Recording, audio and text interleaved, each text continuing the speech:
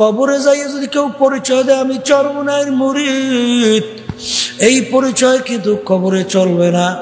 আমি অমুক দলের লোক, এই পরিচয় কিন্তু কবরে চলবে না।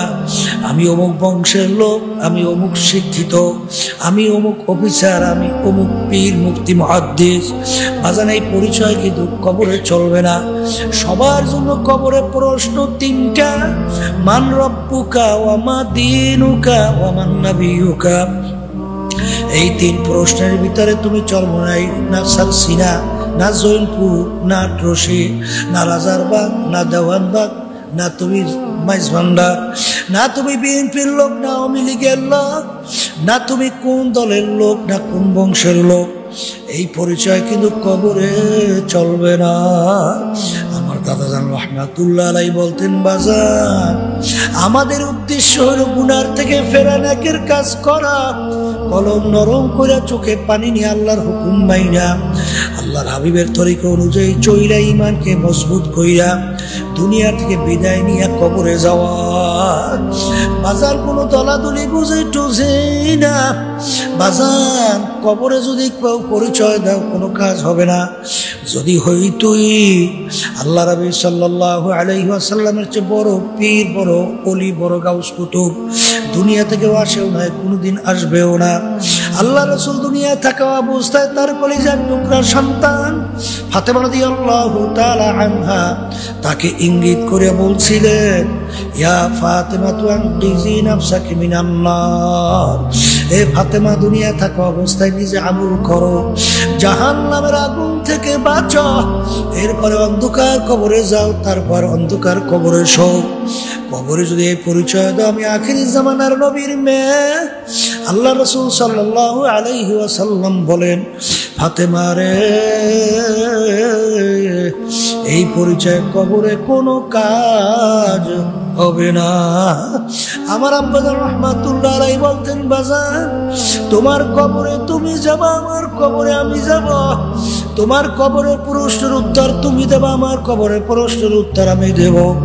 যারা চরমনাইতে আসছেন 1 সবক 2 সবক 3 সবক নেওয়ার পরেও যদি আপনার দেল দিনার দিন নাকে না চোখে গুনার থেকে না ফেরে, হারে জাহান্নামের আযাব ও গজবের ভয় যদি আপনার চোখে পানি না আসে, কলব নরম না হয়, বাজান চরমনাই এসে কোনো লাভ নাই।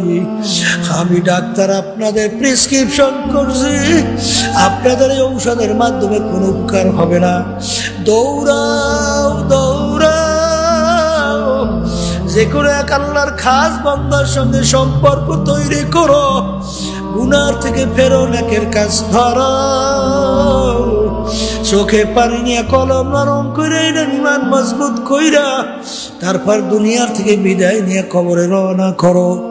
বাজান এই ঔষধ যারা ঠিক মতো পালন করে, যাদের ভিতরে আল্লাহ দ্বীনের বুঝ দান করছে, তারা কিন্তু আল্লাহর ফজল, আল্লাহর হাবিবের চাই এই যে কাজ মৌলিক, এই 4 কাজ ঠিকঠাক মতোই পালন করে।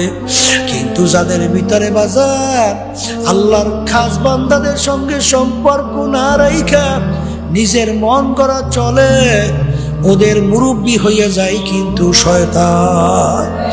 এই জন্য আমার বাজানদেরকে বলো, পর্দারে মা বোনদেরকে বলবো, বাজান আপনার কবরের প্রশ্নের উত্তর আপনি দিবেন, আমার কবরের প্রশ্নের উত্তর আমি দিব। বাজান আল্লাহ,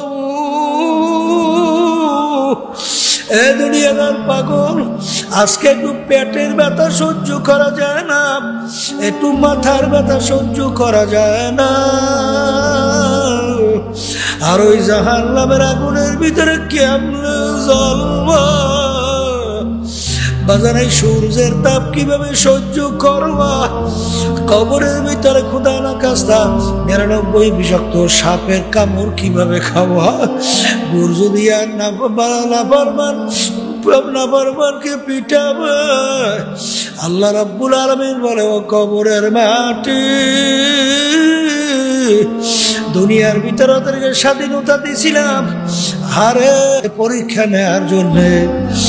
আমার সমস্ত নেয়ামত ভোগ করছিল, আমার দেওয়া জবান দিয়া কথা বলছে, আমার দেওয়া চক্ষু নেয়ামত দিয়া দেখছে, আমার নেয়ামত দেওয়া ব্রেন দিয়া পড়াশোনা করছে, ব্যবসা বাণিজ্য করছে। এখন বড় ধনী হইয়া এখন আমাকে বলছে